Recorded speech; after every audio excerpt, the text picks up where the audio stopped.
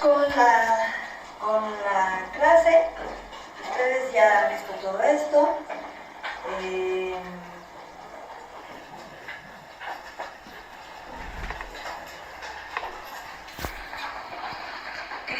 Cristian. No, quiero decirle algo.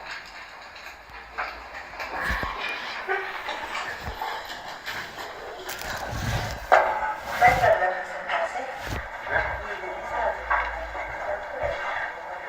si puede alcanzar un molde de gato casa. Sí, un molde de gato casa. ¿Ya? Gracias. Bien, entonces hoy día hemos hablado del diagnóstico directo, de meses, creo que nos falta hablar de sangre y nos falta hablar del diagnóstico indirecto. ¿Sí? Entonces, hemos hablado de la sensibilidad, de la especificidad y hemos hablado de que, bueno, nosotros buscamos pruebas altamente sensibles, justamente porque queremos detectar a los verdaderos enfermos, ¿no? Con nuestras pruebas, y altamente específicas porque queremos clasificar bien a los verdaderos sanos. Eso tiene que acordarse siempre. La sensibilidad nos ayuda a clasificar, ya de hecho no pueden grabar el audio, pero no filmar la clase. ¿Sí? ¿Sí? Entonces, la sensibilidad lo que nos permite es clasificar correctamente a los enfermos, ¿no? Si alguien tiene una giardiosis, yo creo que mi prueba me salga positiva, y al que no tiene giardiosis, creo que me salga negativo. Eso me da la especificidad. Y cuando esto ocurre, que siempre ocurre, hay falsos positivos y hay falsos negativos, y cuando hay muchos falsos negativos es un problema de sensibilidad, y cuando hay muchos falsos positivos es un problema de especificidad. ¿Sí? Y vamos a hablar mucho de eso ahora porque vamos a ver las pruebas indirectas. Hemos hablado de las muestras, hemos hablado de cómo se recoge una muestra, de que hay condiciones que cumplir para una muestra de heces. Hemos hablado del examen más simple que hay para heces, que es el examen cromoparasitológico simple, que nos permite ver a los parásitos con solución fisiológica, y es el examen directo en fresco. La mayor cualidad de este examen, ¿cuál era? Del examen directo en fresco. Observada de una forma.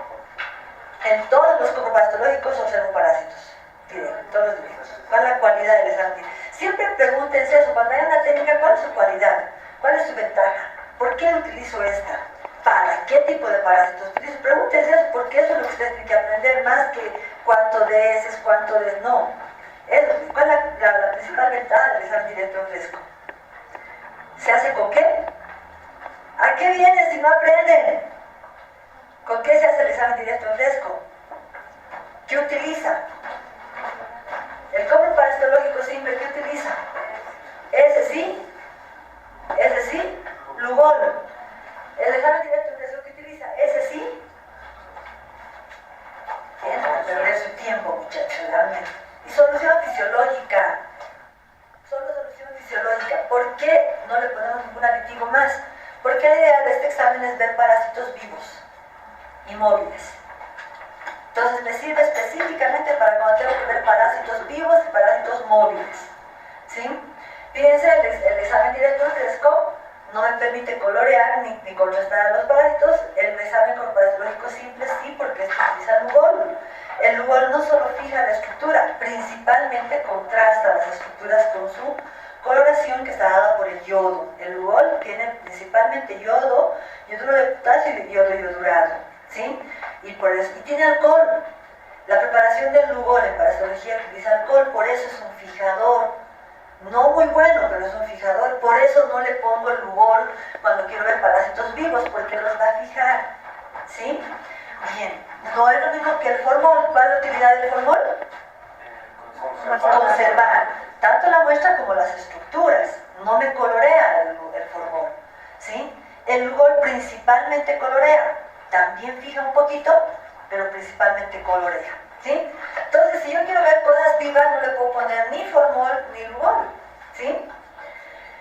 Entonces, hemos dicho que esta técnica es poco sensible. Por lo tanto, cuando es poco sensible, ¿qué voy a tener mucho? ¿Dónde va a estar el error? Si es poco sensible, voy a tener falsos negativos. ¿Qué es un falso negativo? Un enfermo que su su resultado va a salir negativo. Muchachos, eso es lo que les vamos a preguntar.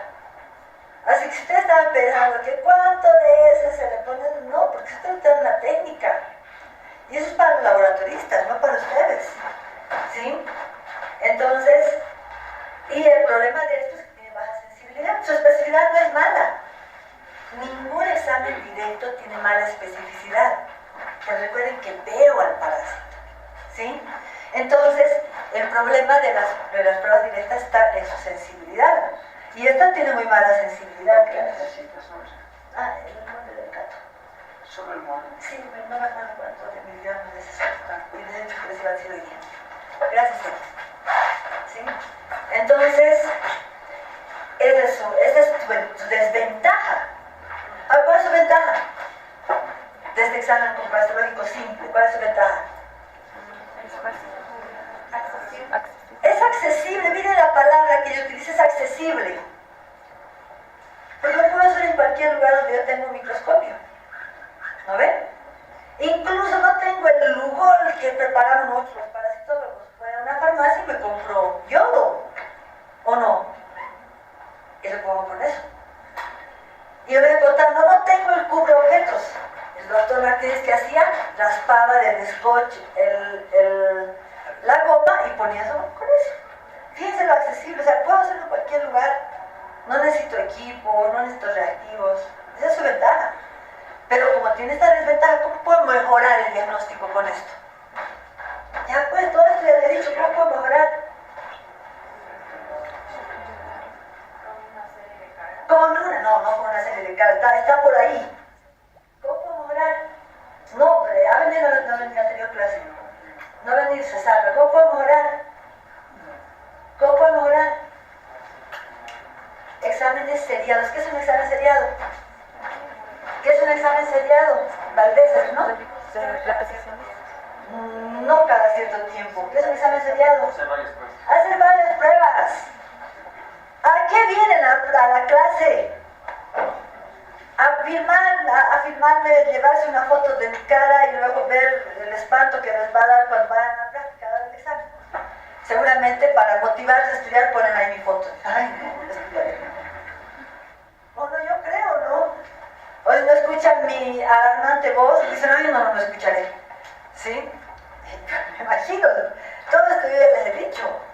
Un examen seriado que puede utilizar 3, 5, 7 muestras es repetir la muestra día con día. ¿Sí? Y si no he encontrado hoy, mañana encuentro. Quiere decir que en una muestra no he encontrado, pero en 2 muestras sí. He mejorado que con 2 muestras he detectado al enfermo, ¿verdad? Entonces, ¿qué he mejorado? La sensibilidad. ¿Sí? La sensibilidad. Pero la especificidad no, porque si me da negativo, estoy detectando bien al sano. Sí, por eso las pruebas directas tienen buena especificidad, pero pueden tener problemas de sensibilidad. Mejorar la sensibilidad con métodos de concentración, ¿verdad? Y hemos hablado de varios métodos de concentración y sus fundamentos, que eso sí tienen que recordarlos. ¿Sí? Y no me trae el doctor Martínez mi molde de Catogats, que no sé si tiene bien, 37.6, pero va a traer y ahorita vamos a ver. ¿Sí? Bien. Entonces también hemos dicho que las muestras de ese se pueden colorear, ¿no? Se pueden colorear cuando, o sea, el lugol, la solución fisiológica, todas las técnicas que hacen de concentración, fórmula gasolina, lumbreras, la técnica de Berman, todas se hacen preparaciones húmedas. Pongo las heces y pongo algo húmedo. Pongo el cubre objetos para observar, para que no choque con el microscopio, son preparaciones húmedas, ¿sí? Pero ya cuando hago una coloración definitiva son preparaciones secas, se llaman así secas, ¿sí? Y son muy buenas las coloraciones porque me permiten determinar estructuras más finas de los parásitos y puedo ver cómo es su cromatina, cómo es su núcleo, incluso el color de los parásitos me puede definir algunas cosas, ¿sí? Entonces, una de las coloraciones más frecuentes utilizadas en heces es la coloración tricrómica, ¿sí? Utiliza 3 tipos de colorantes de la tricrómica. Entonces, me da muchos contrastes entre el citoplasma, los núcleos, los organelos, todo esto, ¿sí? Luego, la hematoxina férrica, que también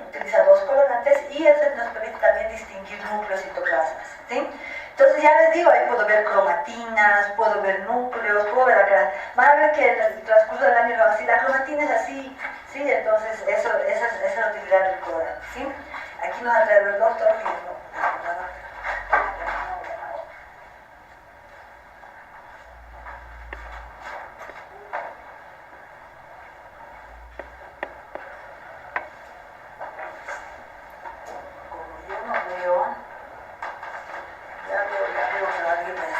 ¿Quién tiene buena vista?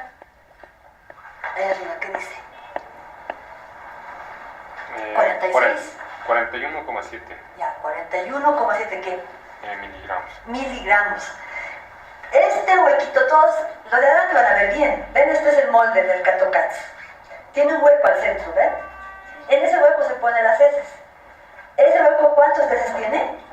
41,7 miligramos. 41,7 miligramos, es nada.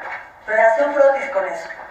Por eso yo les decía, si en una técnica, aquí está el CatoCats, ¿no ven?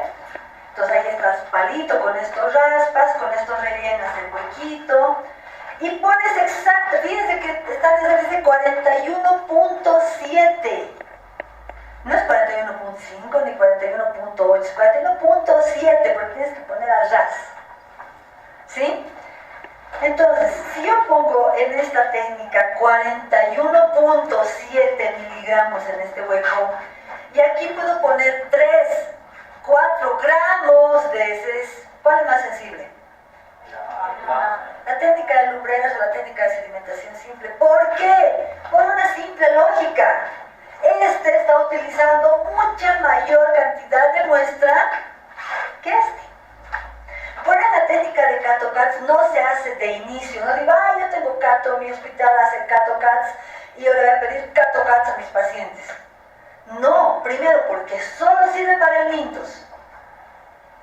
Porque aquí no vaya a ver en este frotis grueso los protozoarios que son pequeños. Y la segunda es que utiliza muy poca muestra. Entonces, ¿cuándo le pido un CatoCats al paciente? Cuando ya he corroborado el diagnóstico. Ya sé que tiene ascaris, ya sé que tiene fasciola hepática, ya sé que tiene esquistosoma manzoni. Quiero cuantificar la cantidad de huevos que hay, la cantidad de parásitos que hay en el intestino o en el hábitat, y en función a eso decir, ¿no? La infección es leve, moderada o severa. Si un asalto directo, es posible que no lo detecte, ¿no? Entre las dos técnicas, la que mejor sensibilidad tiene es lógicamente esta, porque utiliza mayor cantidad de muestra, ¿no? Entonces la cantidad de muestra, porque creo que la otra vez me equivoqué, he dicho gramos, pero no, utiliza miligramos de ese. Ni siquiera un gramo llega a utilizar, es muy poquita la cantidad de muestra, ustedes están viendo, ¿sí? Bien, entonces estábamos en los colorantes, ¿sí? Luego, estos nos pueden teñir a los trombocoditos, se sirve muy bien para ver eso.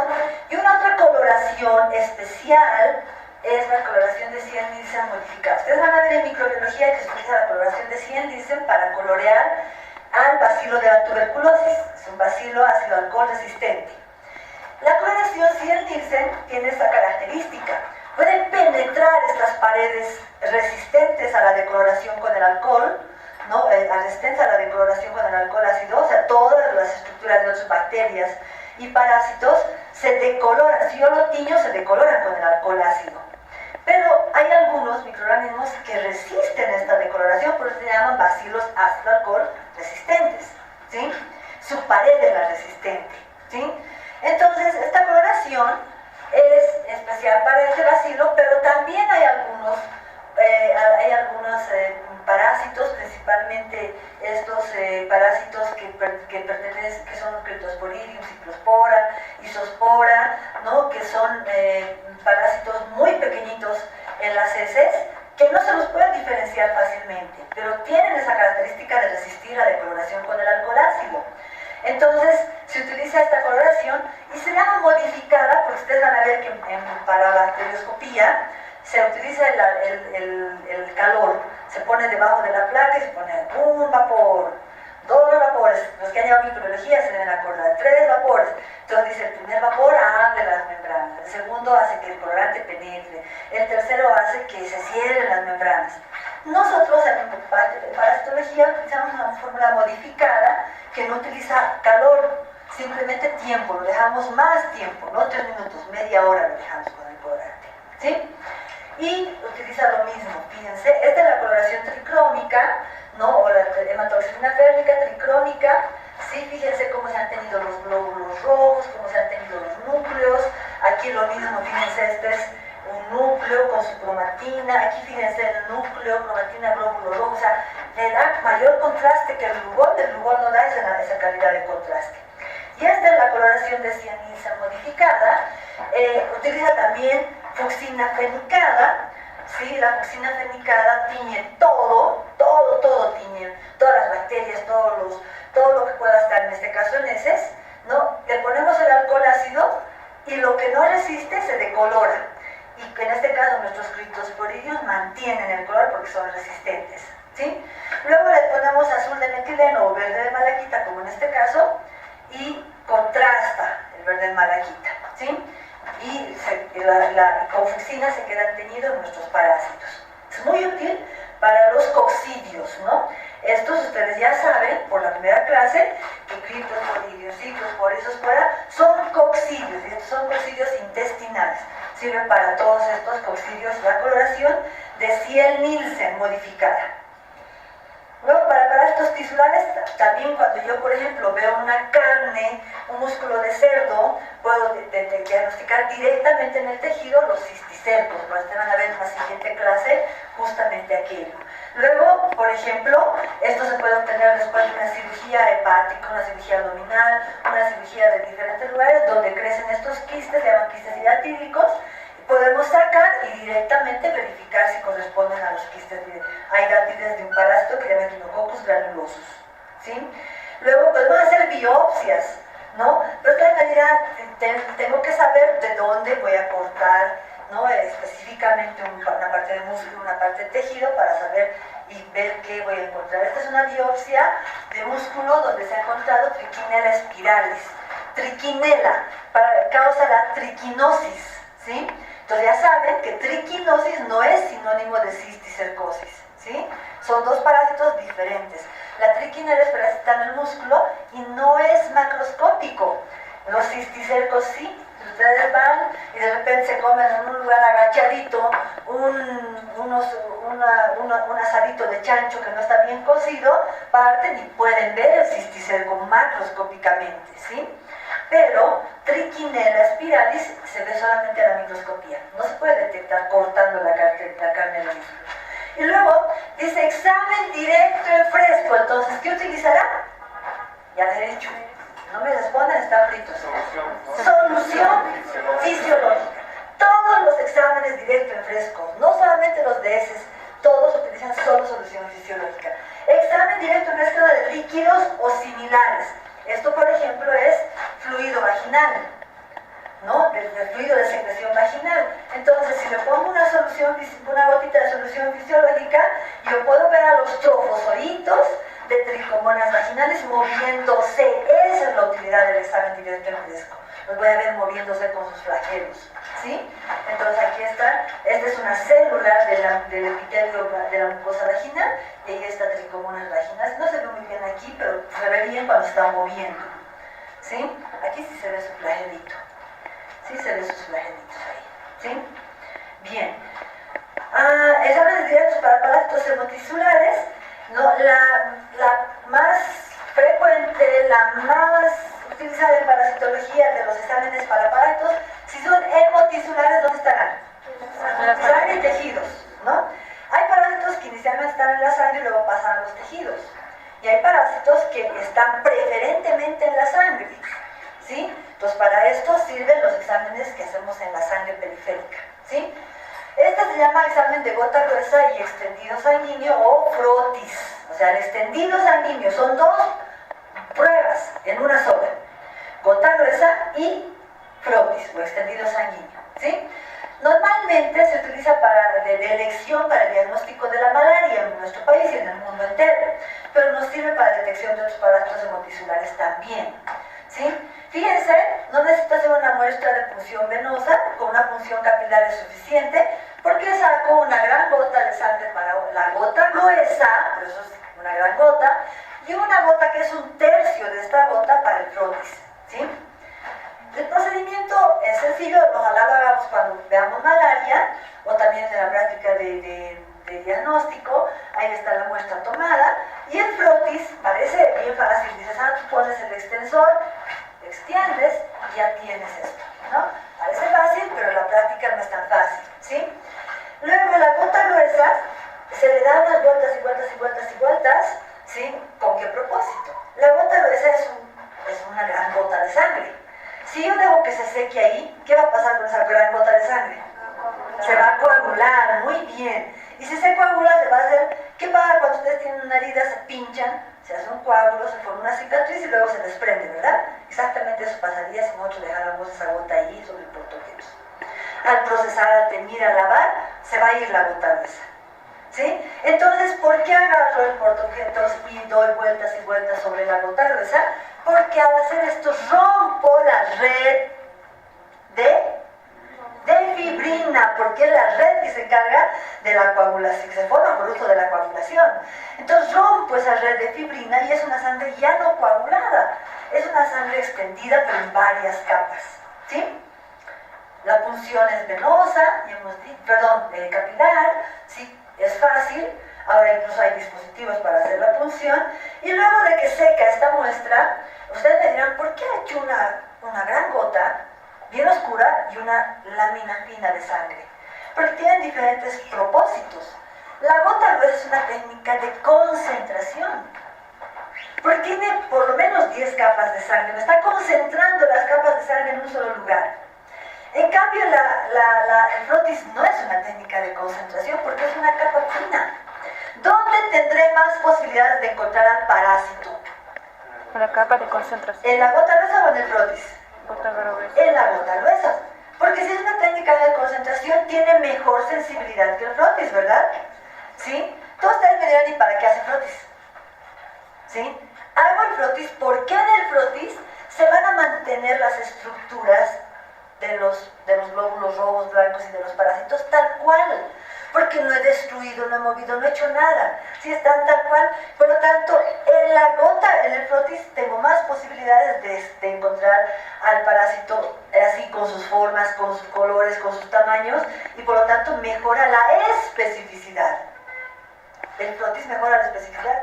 La gota gruesa mejora la sensibilidad y el frotis mejora la especificidad. Entonces tenemos una técnica, el frotis y la gota gruesa, altamente sensible y con buena especificidad. ¿Sí? Entonces, ahora, si yo tiñera la gota gruesa, ¿no? Ahí está la gota gruesa, así, tal cual, después de que la tiñera así, yo solo vería glóbulos rojos y glóbulos blancos apelotonados unos sobre otros, ¿o no? Vería un grumo de sangre, ¿sí? Entonces, ¿qué hago para no ver ese apelotonamiento de sangre? ¿Sí? El primer paso es sacarle la hemoglobina a los glóbulos rojos. Y la sagrada hemoglobina que está aquí en la parte superior derecha, de mi derecha, ¿sí? Se hace con agua. Se pone la gota gruesa al agua y el agua, por tensión, va a arrastrar la hemoglobina hacia el agua, pero no es que los glóbulos rojos se van, porque como la muestra está seca, lo que hace es arrastrar la hemoglobina y los glóbulos rojos se quedan. ¿Quién le da color a los glóbulos rojos? La hemoglobina. Entonces los glóbulos rojos se van a quedar, pero no se van a poder teñir porque ya no tienen hemoglobina. Entonces ahora sí voy a poder ver todas las capas de sangre una sobre la otra sin que estén coloreadas, ¿sí? Entonces no hago eso con el frotis porque en el frotis tengo que verlo intacto, ¿verdad? Una vez que seca, recién fijo todo en alcohol, frotis y gota gruesa, y luego coloreo con una coloración panóptica, ¿no? Y que es principalmente esta, que se llama Giemsa. ¿Por qué se llama panóptica? Porque utiliza dos tipos de colorantes. Un colorante que tiñe los núcleos y otro colorante que tiñe los citoplasmas. O sea, un colorante que es ácido, que va a ir a teñir las estructuras de los citoplasmas, y un colorante que es básico, que va a ir a teñir las estructuras del núcleo, porque en el núcleo hay bastante ácido, ¿no ven? Entonces hay unión de ácido con base y se colorean, ¿sí? Entonces no les voy a dar la cantidad cantidad, no me interesa que sepan qué tipo de colorantes son, ¿sí? Luego se mira al microscopio y esto es lo que tengo que ver. ¿Qué será esto? ¿Frotis o gota gruesa? ¿Y esto? El frotis. ¿Aquí hay glóbulos rojos? Hay, pero no se colorean. ¿Aquí hay glóbulos rojos? Ahí están coloreados, ¿se dan cuenta? Ahora, si yo estuviera coloreado, fíjense los glóbulos blancos cómo están apelotonados. Así verían los glóbulos rojos, no se vería nada. Recuerden que son de mayor cantidad, ¿no? Por eso hago el frotis, extiendo para que sea fino y vean. Son los mismos parásitos, los dos son. ¿Cuál era mi parásito predilecto? ¿Mi hijo predilecto? Ya no se acuerdan. No, malaria es mi hijo primogénito, porque por eso trabajo primero. De Chagas. El de Chagas, el Trypanosoma cruzi. Este es Trypanosoma cruzi. Y aquí también hay hartos Trypanosomas. ¿Se dan cuenta? Esta es la mejor muestra de que esta mejora la sensibilidad, porque está concentrando los parásitos. Esto mejora la expresividad porque estoy viendo con su flagelo, su núcleo, su kinetoplasto. Fíjense su forma. Ahí no puedo distinguir bien aquello, pero sí puedo ver muchos. Por eso hago los dos. Pregunta de examen. ¿Sí? Otro método que también es de concentración se llama micrométodo, para muestras de sangre es el micrométodo, ¿sí? El micrométodo consiste en tomar una buena cantidad de muestra, ¿sí? Se origina en un método que se llama método de Struth.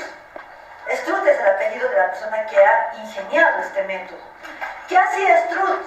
Struth toma una muestra, 5 o 10 ml, y la pone en un tubo. Entonces, cuando centrifuga, ustedes conocen una centrífuga, ¿verdad? Y la centrífuga te permite sedimentar los elementos formes y quedarnos con el plasma o el suero, dependiendo si hayan utilizado anticoagulante, ¿sí? Entonces, al centrifugar, se forma esto que se llama Boficot. Por eso también se llama la técnica del Boficot, ¿sí? En el Boficot, en la interfase entre glóbulos rojos y plasma, se encuentran los glóbulos blancos y las plaquetas, que son en menor cantidad, ¿verdad? Los parásitos, ¿dónde están? Si yo tuviera parásitos en sangre, que no están dentro del glóbulo rojo, esto sirve para el Trypanosoma cruzi, que no está dentro del glóbulo rojo, los parásitos se sitúan en el Boficot, entre los glóbulos blancos y las plaquetas. Entonces, ¿qué hacía Struth? Centrifugaba, sacaba con una pipetita, sacaba el Boficot y ponía en plaquitas. El problema era que se utiliza mucho para el diagnóstico de Chagas agudo. Y el Chagas agudo se diagnostica más en niños y en neonatos.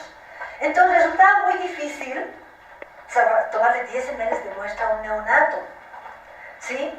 Entonces ahí viene otro ingenioso y dice, ¿y si hacemos esto mismo en tubos capilares? ¿Conocen todos los tubos capilares? ¿No? Todavía no han visto en fisiología, van a ver hematocrito. ¿Han hecho hematocrito? En primer año en histología, ¿no han hecho?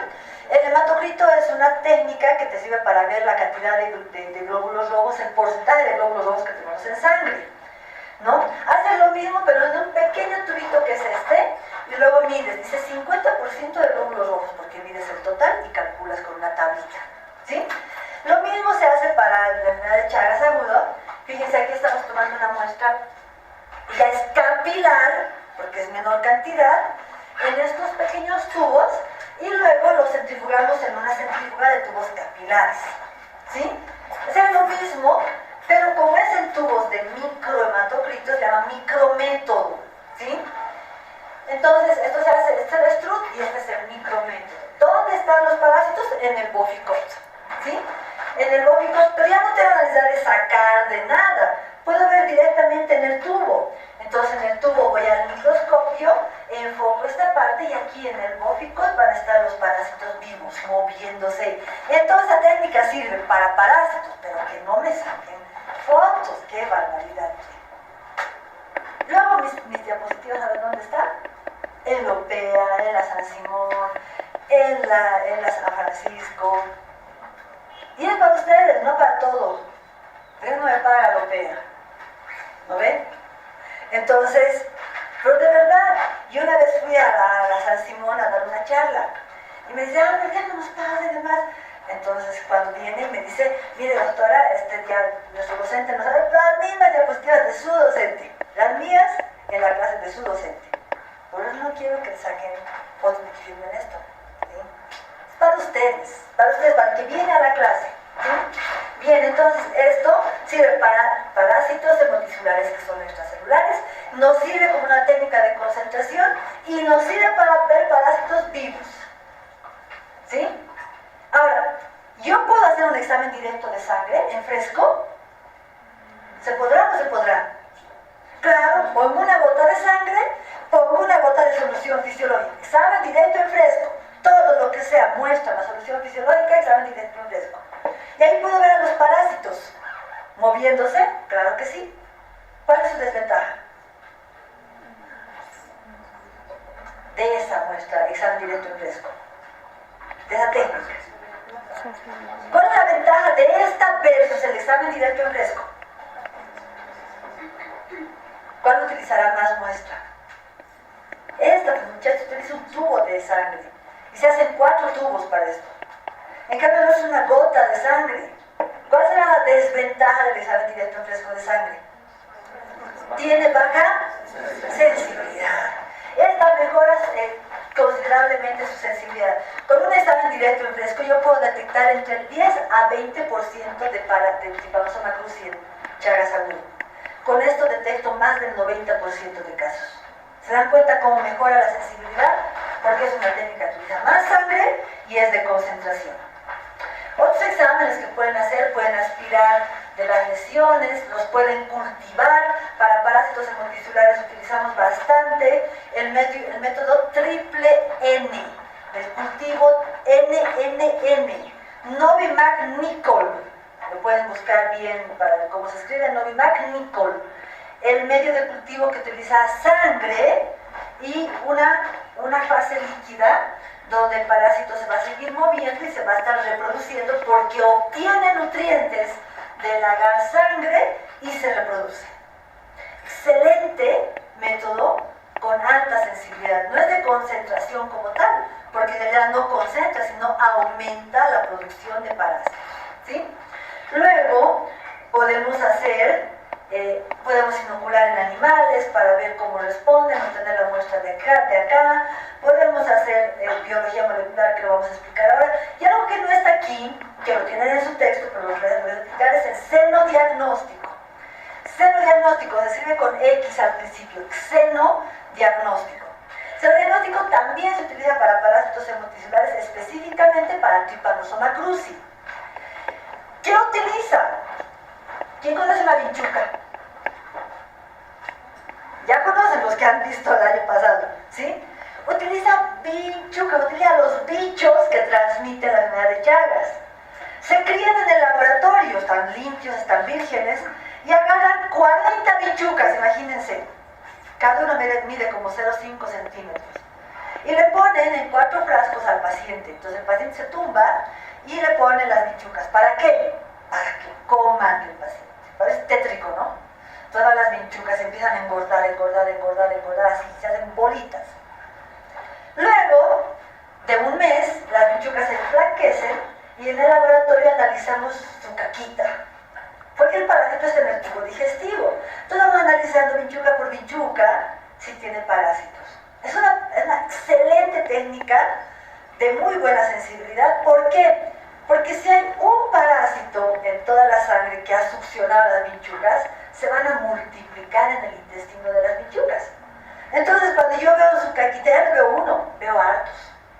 Y tengo más posibilidad de ver. Ahora, ¿es un examen directo? Sí, porque me permite ver al parásito. Es un examen directo que utiliza o que reproduce parte del ciclo biológico del parásito.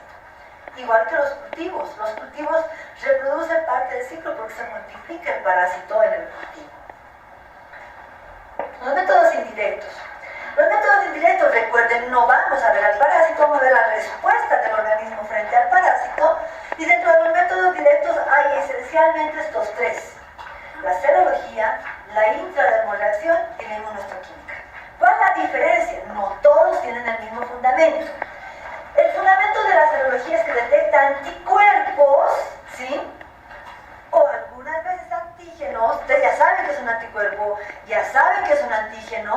¿sí? Y explora si detecta anticuerpos, qué tipo de inmunidad genera nuestro organismo. Después de que la inmunidad innata, inespecífica, barreras, mucosas, macrófagos, complemento, que todo eso es inespecífico. ¿Qué quiere decir que es inespecífico? Que cuando ya lo han hecho ustedes o todavía no, todos los días tenemos invasores en nuestro organismo. Todos los días, ¿no? Todos los días. Si usted tiene a su enamorada y se da un beso con su enamorada, listo. Sus bacterias han pasado por usted, sus virus han pasado por usted, ¿sí? Si alguien me pita esta manzanita, ya vamos a ver una yarda ahí, listo. Todos los días tenemos invasores, pero no todos los días estamos enfermos, ¿verdad? Pero les digo, cuando ustedes se sientan tristes y abandonados de la vida y sientan que a nadie le importa, piensen que miles de macrófagos mueren todos los días por defender su organismo. Es el primer batallón de células que va en busca de los extraños. Y cuando un macrófago fagocita a un agente extraño, lo rodea con sus peroxisomas, genera hidróxidos, genera una serie de moléculas que provocan que la célula estalle. Y estalla por su bien, porque sabe que va a estallar junto con el invasor. Pero es una respuesta plenamente inespecífica. Sea una bacteria, sea un virus o sea un parásito, el macrófago hace lo mismo, ¿sí? Y va a seguir haciendo lo mismo. Pero además tiene una función el macrófago. El macrófago se destruye, pero en sus membranas, en sus restos de membrana, ¿no? Antes de destruirse, expone el antígeno. Y es un presentador de antígeno, junto con otro tipo de células. Y va y le dice a las células, le dice, oye, mira, esto nos está invadiendo. Entonces, cuando ya los linfocitos, estimulados por los macrófagos y el complemento y otro tipo de respuestas, reconocen eso, su respuesta ya no es inespecífica, ¿no? El macrófago le dice, ¿sabes qué? El linfocito nos está atacando, es como que yo soy el macrófago, ¿no? No puedo hacer yo nada, pero voy a decir, chicos, estamos en huelga y nos van a venir a atacar los de Lopea. Y los de Lopea son altos, ¿no? Tienen barba, ¿no? Van a venir de negro, ¿no? Entonces ustedes están así, alto, no, este no es alto, de negro, este no está de rojo, sí, entonces van a alto, de barba, negro, entonces ¿qué van a hacer? Van a empezar a atacar, ¿no? Pero no van a atacarle al de rojo, no van a atacarle al chaparro, ¿no ve? Su respuesta es específica. Entonces usted está caminando por la vida alto, de barba, de negro, y lo reconoce. Y dice, haz de Lopea. ¿No ve? Es de Lopea. ¿No ve? Eso hacen las células. Es una respuesta específica. Entonces decimos, nuestras células están sensibilizadas. ¿No? Están sensibilizadas. Ustedes creen que una vez han metido la mano en el juego, la siguiente lo van a volver, han tocado algo que dicen que no van a volver a tocar. No, están sensibilizados. Aceptan nuestras células. La verdad es que nuestras células están sensibilizadas para responder, ¿sí? Pero no hay un clonaje de células sensibilizadas que se pueden acabar. Entonces, como la naturaleza es tan sabia, las células, los linfocitos B, le cuentan a los linfocitos, perdón, a los linfocitos T, le cuentan a los linfocitos B y le dicen, ¿sabes qué? Hay algo que nos ataca. Y que es alto, de negro y de barba. Entonces, el linfocito B, con esa memoria, se transforma en un mastocito, ¿no? En una célula plasmática que va a empezar a generar proteínas específicas contra ese alto de barba y de negro. ¿Sí? ¿Qué se llaman esas proteínas? Anticuerpos.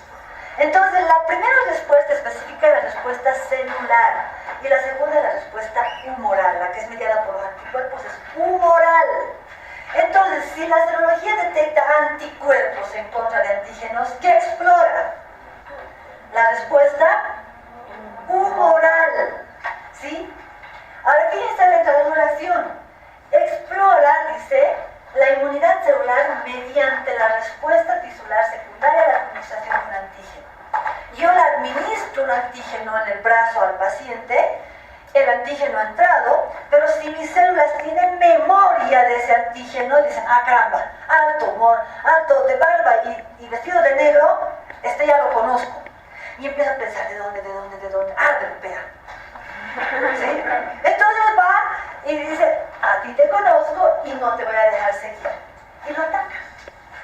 Entonces, esa explora la inmunidad celular, pero retardada, porque no es ya, tiene que recordar.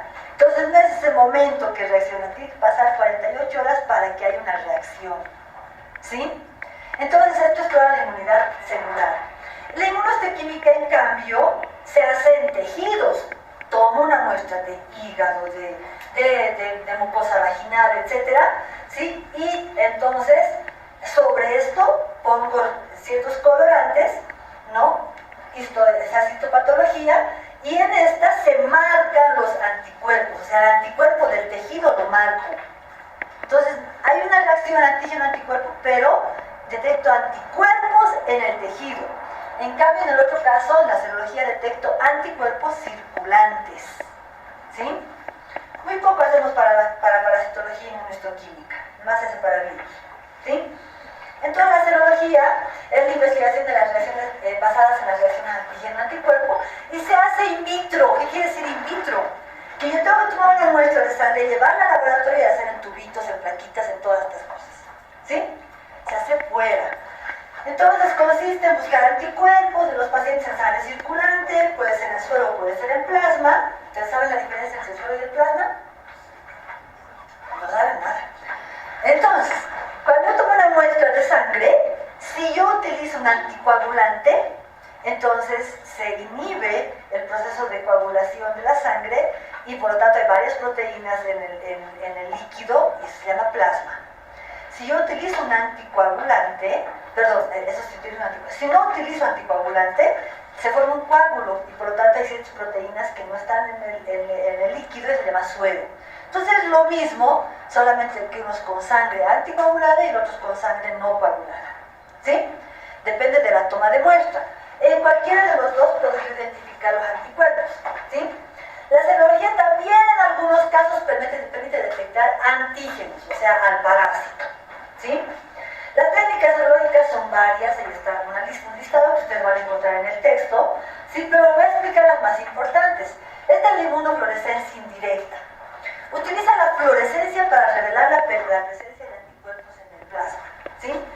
¿En qué consiste? Tengo una placa, conocen un portaobjetos. En el portaobjetos, la empresa, la industria, la que genera el kit, porque esto viene en kits, marca el antígeno. Por decir, hablaremos de mi parásito favorito, el Trypanosoma cruzi. Entonces utiliza el antígeno de cultivos de Trypanosoma cruzi, lo tritura y dice, este antígeno es el más conservado, el de su flagelo, o el de su núcleo, o el de su quinetoplasma. ¿Sí? Lo tritura y en moléculas imperceptibles lo impregna en el portaobjetos. Entonces, cuando yo en el laboratorio tomo la muestra de mi paciente, pongo el plasma sobre estos portaobjetos. ¿Y qué va a haber? Una reacción, allá arriba está diciendo el antígeno conocido en una superficie, en una lámina. Pongo el plasma y si en el plasma hay anticuerpos, ¿qué va a haber? Una reacción, ¿qué se llama esa reacción? Antígeno-anticuerpo. Entonces, una reacción, si es una reacción antígeno-anticuerpo, una prueba serológica, ¿verdad? Entonces, una reacción antígeno-anticuerpo, ¿sí? Que se une. Y esta reacción antígeno-anticuerpo provoca una unión fuerte, porque es molecular. No es que ustedes mueven así la placa y se destruye esa reacción, ¿no? Una reacción fuerte, ¿sí?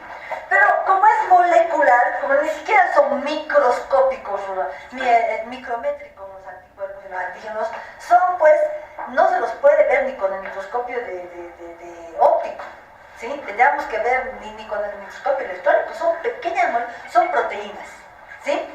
Entonces, como no lo puedo ver, ¿cómo hago para revelar esa reacción antígeno-anticuerpo? Pongo una serie de reactivos, uno, el más importante, se llama el conjugado. ¿Qué es el conjugado? Es un anticuerpo, es otro anticuerpo. Es un anticuerpo contra nuestros anticuerpos, ¿no? Por eso se llama antigama globulina humana, porque nuestros anticuerpos se llaman globulinas, y humana porque son de nosotros. Entonces este anticuerpo va a ir a unirse contra los anticuerpos. Y esta antigrama globulina humana, que se llama conjugado, está marcada con un fluorocromo, con una sustancia fluorescente. Entonces, cuando pongo esto como unos reactivos, no vamos a entrar en el detalle, si hay esta reacción reacción se desprende la fluorescencia. Entonces, ¿qué voy a ver yo en el microscopio de fluorescencia? Fluorescencia. ¿Sí? Entonces, cuando hay fluorescencia es positiva y cuando no hay fluorescencia es negativa. ¿Sí? No estoy viendo el anticuerpo ni el antígeno, estoy viendo la reacción que ha provocado nuestra antigama globulina humana con la reacción antígeno-anticuerpo. Esa es la inmunofluorescencia indirecta. Muy similar es el enzima inmunoanálisis que comúnmente se llama ELISA. También se utilizan antígenos ya conocidos, marcados o impregnados, pero no en láminas, en unos pocillos, así como ven aquí. ¿Sí? En el pocillo, dice, el antígeno está adherido a la microplaca o al pocillo. En ese se coloca lo mismo el suero. Si en el suero están los anticuerpos, va a haber reacción antígeno-anticuerpo. Fuerte, que no se ve. Y es tan fuerte que yo normalmente boto el plasma, lavo, golpeo la placa y no se va. ¿Sí? Pero no se ve. No se ve. Entonces, ¿cómo hago para ver? Lo mismo, pongo una antigama globulina humana, pero esta vez marcada con una enzima. La otra marcada con un fluorocromo. Aquí está marcada con una enzima colorimétrica. Entonces, cuando hay la reacción antígeno-anticuerpo, no vamos a tener otra imagen aquí, fíjense, lo de abajo, antígeno, el rojo, anticuerpo contra el antígeno. Si ese es Trypanosoma cruzi, el anticuerpo es un anti-Trypanosoma cruzi. El medio liga con sus bolitas, la antigama globulina humana que se va a unir a nuestros anticuerpos. Entonces, esta reacción va a provocar que se desprenda la enzima y genere un color. Entonces se genera este color. Cuando hay color, se activa la enzima, es positiva, y cuando no, es negativa. Fíjense, aquí está lo mismo, y aquí está como se ve. Todos los amarillos serán positivos, y todos los transparentes serán negativos. Pero como mi ojo puede fugarme una mala pasada, yo normalmente debería medir eso en un lector de color, en un lector de la intensidad de color. ¿Sí? Por eso es más difícil. Ahora, ¿cuál es el problema de estas pruebas indirectas? Yo tengo el Trypanosoma cruzi, su antígeno está aquí marcada en mi placa, pero, y mi cuerpo ha generado anticuerpos contra el Trypanosoma cruzi. Pero, ¿qué pasa? Trypanosoma cruzi tiene sus hermanos, tiene sus primos cercanos, por ejemplo, Leishmania. Si ustedes lo ven al microscopio, se parecen. Entonces, no solo se parecen morfológicamente, también se parecen en su constitución antigénica. Entonces, yo he tenido leishmaniasis, mi cuerpo ha reconocido al parásito y ha generado anticuerpos contra Leishmania. Esta prueba quiere detectar Trypanosoma cruzi. Mis anticuerpos contra Leishmania van y dicen, este sí, este no, se parece. Es como que viene alguien y dice, esta sí, es alto, tiene barba, pero su capa no es negra, es medio marengo. Algo debe ser, entonces lo ataca. Eso se llama reacción cruzada. ¿Sí? Y miren, yo no he tenido enfermedad de Chagas, no tengo anticuerpos contra el Trypanosoma cruzi, pero la prueba, ¿qué va a salir? ¿Positiva o negativa? Positiva. ¿Eso es un falso positivo o un falso negativo? Falso positivo. Falso positivo, a consecuencia de una reacción cruzada. ¿Qué está mal en esa técnica? ¿La sensibilidad o la especificidad? La especificidad, porque ha clasificado mal al sano. Al sano le ha dado resultado positivo. Por eso, este es el principal problema de las pruebas serológicas, de las pruebas indirectas. Su especificidad genera reacciones cruzadas. Entonces, por eso es que la norma dice que usted tiene que hacer dos pruebas diferentes. Porque no podemos, imagínense, el VIH solo se diagnostica con ese tipo de pruebas. Imagínense decirle a alguien que no tiene VIH, decirle que sí tiene, con una sola prueba. Eso es un error garrafal, ¿verdad? Por eso, dicen, ¿y qué pasa? Ustedes ya deberían preguntarme, ¿qué pasa, doctora, si una me dice positivo y la otra me dice negativo? Hago una tercera para descartar, ¿sí? Descarto con una tercera la discordancia. Entonces, eso se utiliza tanto para virus, para parásitos, para bacterias, ¿sí? Este es otro tipo de pruebas de diagnóstico indirecto, se llama inmunocromatografía. Es el mismo fundamento que el ELISA. En el papel que ustedes ven aquí, ahí ya están impregnados los antígenos. Pongo la sangre que está aquí abajo, la sangre corre, la sangre de anticuerpos, entonces hay un antígeno-anticuerpo y se desprende el color. Todos conocen esto porque alguna vez les han hecho cuando tenían COVID, se parece mucho a la prueba de embarazo, es muy fácil de hacer, tiene su ventaja de que se puede hacer en el campo, se puede hacer, lo puede hacer una persona sin mucha instrucción, no necesita equipo, no necesita lector, no necesita nada, pero tiene una gran desventaja. Tienen bajas sensibilidades y bajas especificidades, por eso nunca se hace solito. Siempre se debe hacer acompañado de una segunda prueba que puede ser ELISA, IFIM, hemagglutinación indirecta, etc. Y todos alguna vez nos han hecho esta prueba de COVID, ¿no?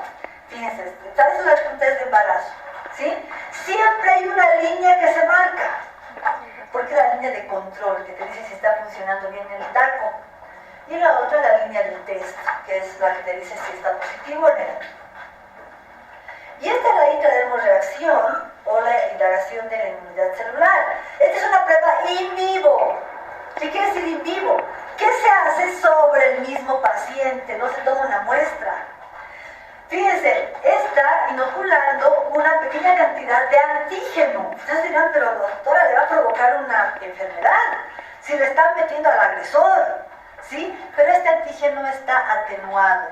Lo hemos atenuado ya sea con sustancias químicas, con calor, con temperatura, etc. O sea, es el antígeno medio muerto. Es como que yo lo trajera al alto de barba con su capa negra, ¿sí? Pero lo traigo así medio drogo, ¿no? Entonces no nos va a hacer nada, puede entrar, ¿no? Ahí va a estar. ¿Sí? Ah, pero usted lo va a reconocer. Va a decir, ah, ese es. Sí, ese es. ¿Sí?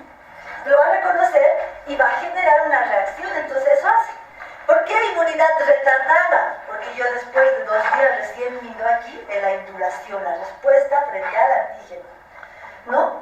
Fíjense, así se forma un nubón al inocular el antígeno, así se forma la red, como esta persona es de color, no se forma, no se ve muy bien, se forma rojo, pero lo que tengo que medir es donde está duro, ¿sí? Se utiliza mucho para la leishmania y se utiliza para algunos hongos también.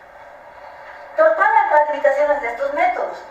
No establece una medida cuantitativa, no puedo yo estimar la carga parasitaria, recuerden que con el Catocat se puede. En la gota gruesa y en el protis puedo cuantificar parásitos, puedo decir cuánto hay, estas no. Por más que me salga un amarillo muy intenso, un amarillo bien clarito, yo no puedo decir muy positivo o poco positivo, es positivo nada más, ¿sí?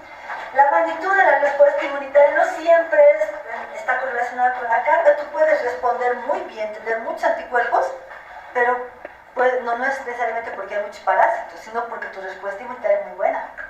Entonces no puedes decir que está altamente parasitado, ¿sí? Además, depende de la respuesta inmunitaria. Los componentes homólogos, que quiere decir, ¿no les he dicho? El Trypanosoma cruzi con su hermano la leishmania, con su hermana la leishmania se parecen y por lo tanto tienen esos componentes homólogos y eso van a provocar reacciones cruzadas que van a dar problemas de especificidad en la técnica. La sensibilidad y especificidad de las pruebas es variable, no todas tienen la misma sensibilidad y especificidad y la confirmación requiere al menos 2 pruebas con resultados concordantes positivos. Las pruebas de diagnóstico molecular. Ojo con esto, las pruebas de diagnóstico molecular, ya vamos a empezar a hablar de ellas en 5 o 10 minutitos, no son ni pruebas directas ni indirectas. No veo al parásito específicamente, ni sus estructuras, ni tampoco veo la respuesta del organismo. ¿Qué evalúa una prueba de diagnóstico molecular? ¿Qué creen que evalúa? ¿Qué busca? ¿Qué identifica? El ADN, o en el caso de los virus, el RNA parasitario o el RNA de los virus.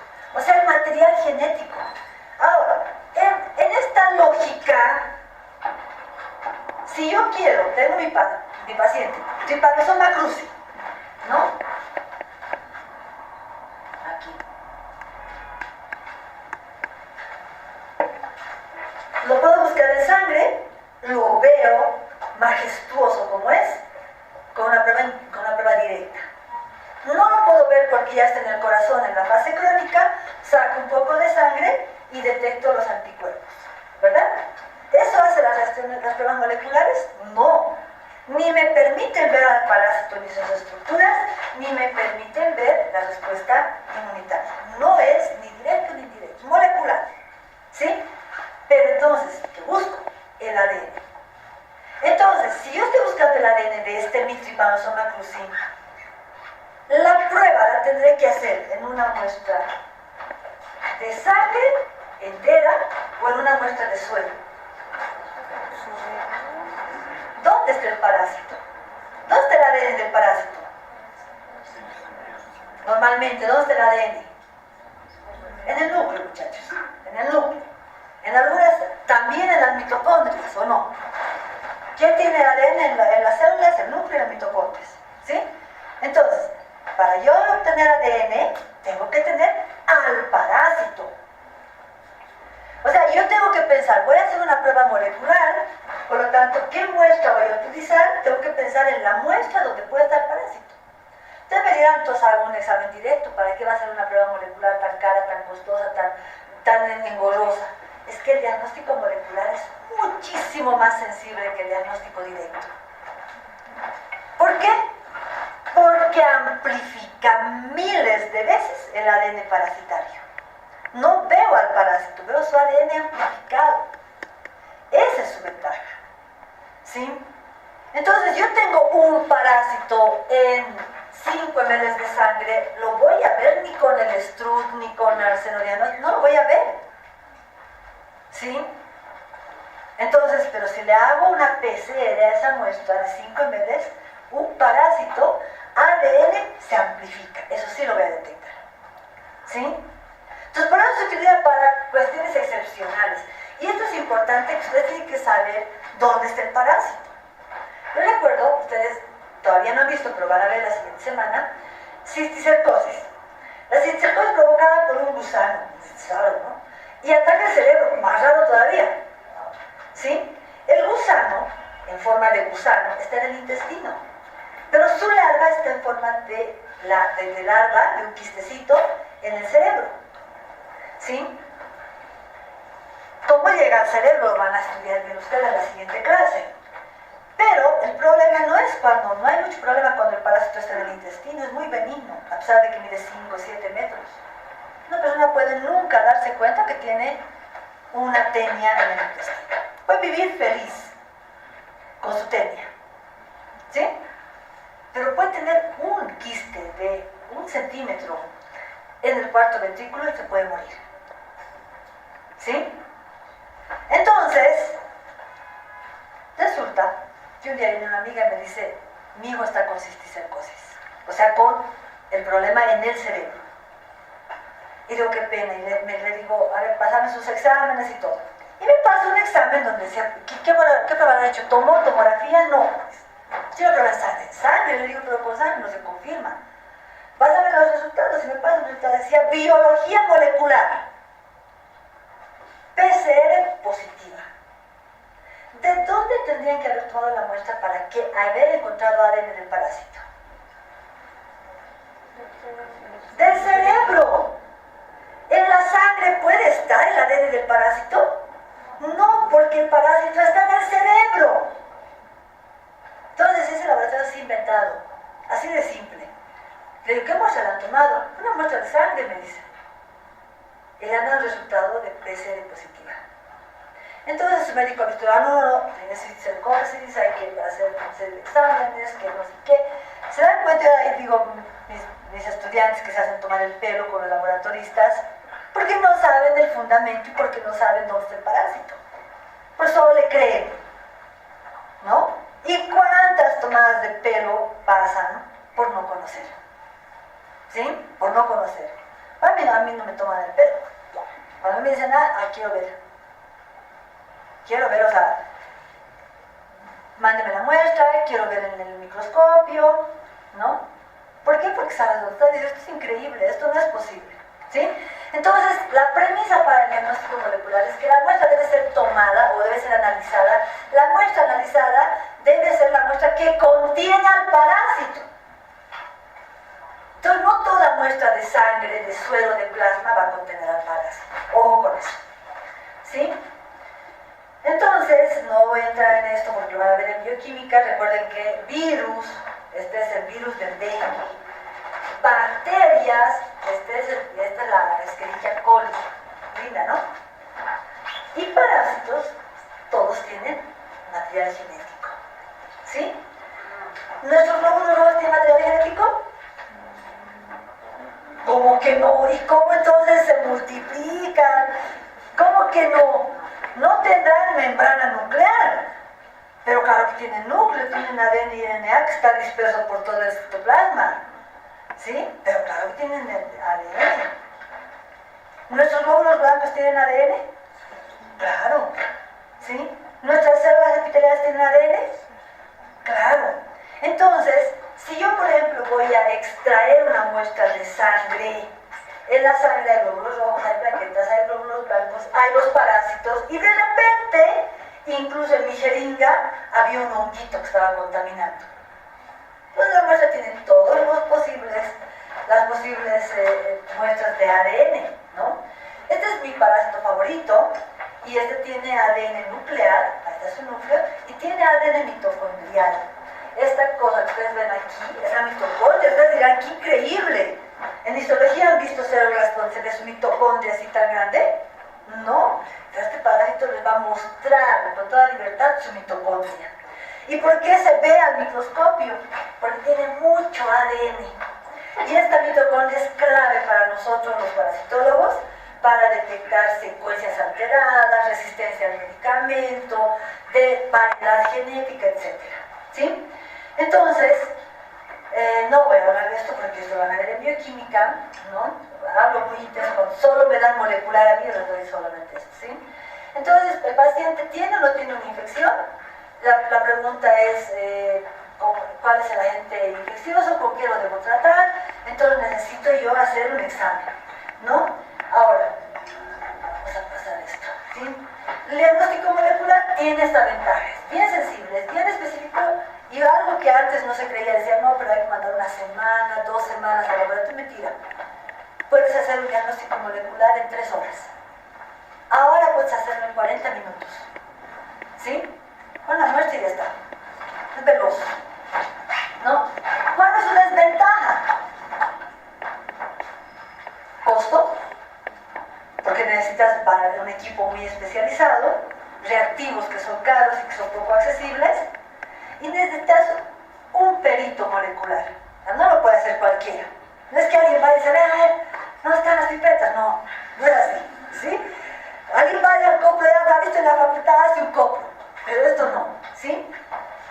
Entonces, vamos a ver por qué son tan sensibles y por qué son tan específicas. Y las técnicas pueden ser todas estas. Vamos a hablar principalmente de la PCR, porque todas se basan en la reacción en cadena de la polimerasa. ¿Sí? Tengo mi muestra, puede ser de orina, de heces, de esputo, puede ser de sangre, puede ser un hisopado de vagina, un hisopado de oral, puede ser lo que sea. Sea la muestra que sea, yo encuentro sangre. En la sangre tengo montones de células, puede estar el patógeno, puede estar un virus, puede estar todo, porque puede ser que mi paciente tenga Trypanosoma cruzi, pero también tenga un virus circulante, una mononucleosis infecciosa, y tiene su virus en la sangre. ¿Sí? Entonces, lo que yo tengo que hacer es extraer el ADN, pero a mí no me interesa el ADN del glóbulo blanco, ni de la plaqueta, me interesa el ADN del parásito. Entonces, primera cosa que tengo que hacer es extraer la muestra, que tengo que tomar la diapositiva más bonita para esto. Ahí está, ¿sí? Extraigo la muestra del parásito, tengo el ADN, extraigo el ADN y tengo el ADN de todos. No solo tengo el ADN, porque yo no puedo seleccionar si es el ADN del parásito. En esa muestra de ADN le tengo que agregar una serie de reactivos, ¿sí? Lo que yo quiero es cortar una parte de mi ADN, ¿sí? Ahí tengo mi ADN. Lo que yo quiero es de este gran ADN, cortar una parte de ADN, un pedacito. Pero quiero que corte el ADN del parásito, no de todo lo demás, ¿verdad? Entonces, ¿cómo corto ese ADN del parásito? ¿Cómo selecciono ese pequeñito ADN del parásito? El ADN es una doble cadena, ¿verdad? Entonces, lo primero que tengo que hacer es separar esa doble cadena. Separarla. ¿Sí? Una vez que separo, utilizo algo que se llama primers o arrancadores o cebadores. ¿Qué es un primer? Un arrancador o un cebador. Es algo que yo diseño en el laboratorio y digo, el ADN de mi parásito tiene esta secuencia. Adenina, guanina, citosina, tiene esta secuencia. Pero yo voy a cortar un pedacito y voy a diseñar un primer que se una a un pedacito. Y a partir de eso se empiece a ensamblar el ADN. Entonces, cuando yo diseño un primer, o diseña el laboratorista, el tecnólogo y demás, diseña una partecita del ADN bien específica. Por eso, la PCR tiene alta especificidad. Porque este primer no se va a unir al ADN de mi glóbulo blanco, no se va a unir al RNA, porque igual el RNA es una tira de secuencias, no se va a unir al RNA del virus que estaba ahí, no se va a unir al ADN del hongo que me ha contaminado mi muestra, no se va a adherir al ADN de otro parásito, se va a adherir al ADN del parásito para el cual yo he diseñado este primer. Entonces se une y se va a cortar una pequeña secuencia. Ya tengo mi pequeña secuencia. Eso es en un primer ciclo, ¿sí? Hago un segundo ciclo, nuevamente separo estas cadenitas, ya son cortas, las separo, ¿no? Y luego viene el primer que todavía está presente y va uniéndose y se va secuenciando esa pequeña cadenita una y otra vez, ¿sí? Entonces, cuando yo hago una PCR, tengo el ADN, y luego tengo los primers que se van a unir a la cadena de ADN, que son los primers, son los que le dan especificidad a la PCR, pero para que se secuencie luego esa pequeña cadenita tengo que tener nucleótidos, ¿verdad? Que son como los ladrillos que van a ir a unirse a la cadena. ¿Ustedes conocen ya el ADN? Primera pregunta. Ya han estudiado el ADN en biología, sí, ¿verdad? Entonces, los nucleótidos del ADN son la adenina, la guanina, la citosina, la timina. Entonces, recuerden que una adenina se va a unir entonces se van a ir uniendo uno con el otro y se van a formar la doble cadena, ¿sí? Entonces, los ladrillitos de esa secuencia son los nucleótidos. Entonces, yo a mi PCR le pongo el ADN, le pongo el primer y le pongo los ladrillitos que vienen también en un reactivo, ¿sí? Pero para que se una el primer y luego se empiece a secuenciar esa cadenita, necesitamos una enzima. Y esta es la clave. La enzima es la TAC polimerasa. Es una enzima que tiene una cualidad. Es una enzima que se activa a altas temperaturas. Entonces, aquí juega un rol muy importante la temperatura, ¿sí? Y aquí está. El primer momento se llama desnaturalización del ADN, o sea, que yo quiero separar las dos cadenas de ADN. Para eso la temperatura tiene que subir por encima de los 90 grados, 96 normalmente. Subo a 96 grados la temperatura y recién se desprenden las dos cadenas del ADN. Y se desprende, ¿sí? He desnaturalizado el ADN. Bajo la temperatura alrededor entre 45, 50, 52, 56 grados, porque es esa temperatura a la cual se activa la TAC polimerasa y favorece a que los primers se unan, a esa temperatura se unen los primers, se anidan los primers a la cadena, subo la temperatura a 70 grados, a 72, y empieza a extenderse gracias a la TAC polimerasa. ¿Quién favorece que cada ladrillitos, ¿no? Que la adenina se una con la citosina, con la timina, que la guanina, que se unan y se hagan parejitas, es la TAC polimerasa. Entonces yo debo activarla a más de 70 grados, ¿sí? Ahora, ¿cuál es la ventaja de esto? Yo he tenido una cadena de ADN de un parásito, se ha desprendido, se ha desnaturalizado, se ha anidado el primer, se ha extendido y ahora ya no tengo una cadena de ADN. ¿Cuántas tengo? 2. Muy bien. hemos progresado. Hago un siguiente ciclo, miren, en el ciclo 1 tengo 2 cadenitas de ADN, ¿no? Hago un segundo ciclo y tengo 4 cadenitas. Hago un tercer ciclo, tengo de 8 cadenitas. Entonces, esto dice, por eso se llama la amplificación del ADN. Tenía una cadena de ADN, ahora tengo varias pequeñas cadenitas, miles de cadenitas de ADN. Eso es la sensibilidad a la técnica. ¿Qué le daba la especificidad? El primer. ¿Qué le da la sensibilidad? La amplificación de miles de veces de las cadenas de ADN. ¿Sí? Entonces,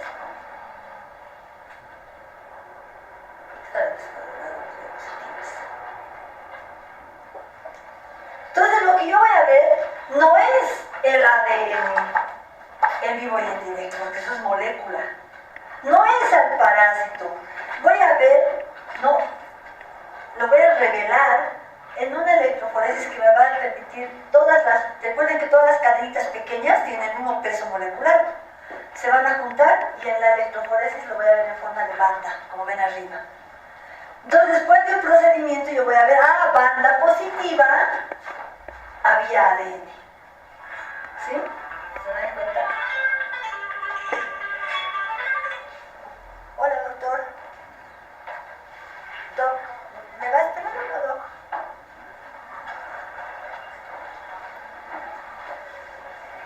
Termino mi clase en unos 5 minutos y vuelo.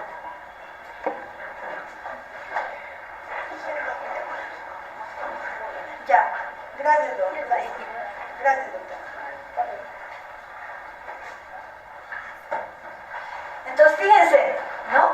Fíjense, dice, aquí ya tengo, al cuarto ciclo tengo 32 copias. ¿Saben cuántos ciclos se hacen? Por lo menos 30. Por eso tengo miles de copias al final. ¿Sí? Entonces, dice, ¿no?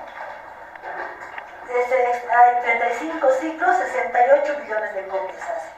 Entonces uno puede creer, realmente es amplificación exponencial. ¿Sí? Entonces, cuando yo hago esto, saco el tubito que me tenía la TAC, que tenía el ADN y todo, y lo corro, el contenido, por un gel, ¿no? Entonces en el gel se forma una banda del ADN acumulado, de las copias de ADN. Pero hay una técnica mejor que la PCR en tiempo real, no necesito el gel. La computadora se va, ¿no? Ciclo, ¡tin! Se detecta. Y la computadora te dice cuántas copias de ADN se han hecho a partir del ADN que le he puesto. Ya no les expresa en tiempo real, porque tú vas a ir viendo ya 10 ciclos, 11, 10, 15 ciclos, te empieza a detectar la cantidad de ADN en tiempo real. Mucho más sensible, no tienes que estar viendo con tu ojo, sino la computadora lo detecta, y eso se utiliza para virus principalmente. ¿Sí? Vienen normalmente los kits así ya con su TAC polimerasa, sus nucleótidos, sus reactivos, viene y ya se ponen los primers, ¿no? Entonces tú haces la desventaja, necesitas equipos, necesitas esto, no puedes estar trabajando libremente. ¿Por qué? Porque ojo, que puedes contaminar con tus células, con las células que están en tu superficie corporal. Entonces, pero muy específica, el primer no lo va a amplificar, pero sí la contaminación puede inhibir la PCR. ¿Sí? Cuando hay mucho ADN puede inhibir la PCR. ¿Sí? Ahí está. Y las fases son la desnaturalización, donde se separan las cadenas, la anidación del primer y la extensión del primer, donde actúa la TAC polimerasa. Fíjense, esta es una muestra mía, negativo, positivo. Negativo. No hay banda, aquí nomás hay banda. Negativo, no importa cuánto ADN había, había ADN. ¿Sí? Y aquí está otro, ¿no? Positivo, negativo. ¿Se dan cuenta? Así se revela. Es una belleza. ¿Sí? Nosotros hemos hecho para diferentes estudios. ¿Sí? ¿Por qué? Tienen el problema, ¿no? Los desafíos están relacionados a los altos costos, la infraestructura, necesitamos herramientas bioinformáticas, una correcta interpretación comunicación de los resultados, pues necesitamos implementar equipos multidisciplinarios con biólogos, con moleculares, y esta es lo último, la secuenciación. Entonces, haz lo mismo que la PCR en tiempo real, pero ¿qué te dice la máquina? Que se ha unido una timina, una guanina, una timina, una guanina, y te va diciendo, qué maravilloso, o sea, dices, lo que le he puesto de ladrillo, te va diciendo timina, guanina, timina. Entonces, esta secuencia, tú la puedes llevar a un banco de genes y dices, quiero comparar. Y te compara y te dice, no, no hay. Entonces, ¿usted qué ha hecho? Ha descubierto algo nuevo. Así se descubren las cosas nuevas. ¿Ustedes creen que las de SARS-CoV-2 alguien dijo, parece nuevo? No. No han llevado a hacer una secuencia. Esto no había, han dicho, esto es nuevo. ¿Sí? O bueno, había, pero estaba en los animales y ahora está apareciendo en el humano. ¿Sí? O puedes decir, un ratito, ¿sí? Tu secuencia se hace igual en una máquina, no necesitas revelar todo en la computadora, ¿sí? Y tú puedes decir, no, por ejemplo, aquí se ha alterado, aquí debería ser adenina, guanina, ¿no? Y se ha alterado, ¿no? Esto debería ser adenina, guanina y se ha situado una guanina. Entonces puedes decir, esa alteración de ese nucleótido va a llevar a la alteración del codón. Y si se altera un codón, se altera el gen. Y puede ser que esa alteración te está provocando que no responda al tratamiento. Entonces esto te permite evaluar genes de resistencia, genes nuevos, ¿no? De hecho nosotros hemos hecho un estudio, estas eran muestras de África, de Colombia, de Perú y estas de Bolivia. Nosotros teníamos las muestras de África y hemos visto que había una alteración en un gen que nos permitió identificar que las muestras de malaria de África eran resistentes a muchos antipalúdicos en comparación con las de América. ¿Sí? Identificar poblaciones silvestres, poblaciones domésticas, ¿sí? Hacer árboles filogenéticos. ¿Por qué digo su hermano? Es su hermano cercano, su hermano lejano, ¿sí? Porque filogenéticamente están cerca de un árbol, ¿sí? Podemos hacer eso. Y esto es lo último. Este cassette, se llama así, tiene todo. Tiene los nucleótidos, la tag, tiene todo. Es más, no necesitas seleccionar el ADN a extraerlo, no necesitas nada. Le pones la muestra, clic, dice, no, para SARS-CoV-2 es esto. Le pones a la máquina y tú te vas feliz y contento a tomar tu café y en 40 minutos te dice si es positivo o negativo. Si hay ADN o no hay ADN. Se llama GenExpert. Y cuando hubo la pandemia, todo el mundo estaba emocionado con la GenExpert y todo. Y a mí me llamaba hasta el alcalde de La Paz, que era Revilla, que no me caía además. Y me decía, no, doctora, que nosotros los biólogos moleculares éramos muy requeridos en ese momento. Y decía, licenciado, ¿qué sería? Decía, ¿usted cree que a Bolivia le va a llegar esto? Seguro China ya ha acaparado todos los cassettes que ha podido producir la fábrica. ¿Para qué va a comprar el equipo si no va a tener el cassette? Primera cosa. Segunda cosa, ¿usted cree que cuesta $5 como dice el costo en las publicaciones? $5 le cuesta al fabricante. A nosotros nos iba a costar $50 con el envío cada cassette. No es sostenible. Ahora ustedes dirán, ay, qué pena, nosotros los bolivianos no tenemos esta tecnología. Mentira, sí tenemos. Sí hemos hecho esto para SARS-CoV-2, pero no porque hemos comprado los equipos, sino porque ya teníamos para 2 enfermedades, para VIH y para tuberculosis. Nosotros utilizamos esta tecnología para detectar carga viral de VIH y para detectar resistencia a algunos antibacterianos, antituberculosos. Sí tenemos, pero la ventaja es que como se produce mucho nos cuesta poco, no como cuando hay una emergencia, ¿no? Y es una maravilla, esta es una belleza, yo lo he probado con TB, con VIH, también con SARS-CoV-2, es una belleza, no necesita ni siquiera un laboratorio de gran tecnología, un laboratorio donde tu equipo está bien puesto, sin variación eléctrica ni nada, ¿sí? Ahora, fíjense esto, cultivo, le he hecho el cultivo triple, pruebas indirectas como la IFI, el ELISA, no vamos a hablar de zonas, y la PCR, vamos a comparar. O sea, no son las pruebas indirectas versus la biología molecular. Para ciertos parásitos, en rapidez el cultivo lento necesita por lo menos 10 días para ser positivo.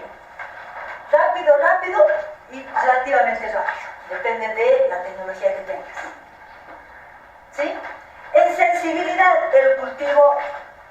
sensible, relativo, depende de mucho del ojo del laboratorista. Fíjense, baja en la serología y muy alta en la PCR. Tiene mejor sensibilidad. Y la especificidad lo mismo, ¿no? Aquí yo le pondría una cruz más a la sensibilidad y así la especificidad sí es baja en la serología. Tiene reacciones cruzadas, no se olviden. ¿No? La especificidad es buena en el cultivo, es muy buena. Y la facilidad, fácil, esta es una estufa, relativamente fácil, yo diría menos fácil porque necesitas un microscopio, necesitas un lector, y relativamente menos fácil la PCR porque necesitas equipos. Ahí evalúas, dices, ¿qué puedo utilizar? Siempre la PCR es la mejor opción, no necesariamente, ¿verdad? El diagnóstico molecular tiene la ventaja de que es rápido, las técnicas están estandarizadas y automatizadas, o sea, ni siquiera necesitas tú ponerla a punto. ¿Sí? Son de utilidad para microorganismos de difícil diagnóstico, tienen muy buena sensibilidad, muy buena especificidad, se utilizan para investigación. Las limitaciones, pueden haber falsos positivos, claro que sí. Si en el laboratorio yo trabajo con T-Cruci, puedo contaminar mis materiales, mis muestras, ¿verdad? Y hay falsos positivos. Pueden haber falsos negativos, claro que sí. Porque puedo yo no haber hecho una buena extracción de ADN y puedo poner materiales que inhiben la PCR. Tiene mayor costo relativamente y requiere experiencia especial del operador y no permite observar formas parasitarias. No es técnica de diagnóstico directo, tampoco individuos. ¿Sí? Esto ya les he dicho, ya les he explicado. Les he dicho de qué depende y obviamente les doy gracias por la atención y será hasta la siguiente.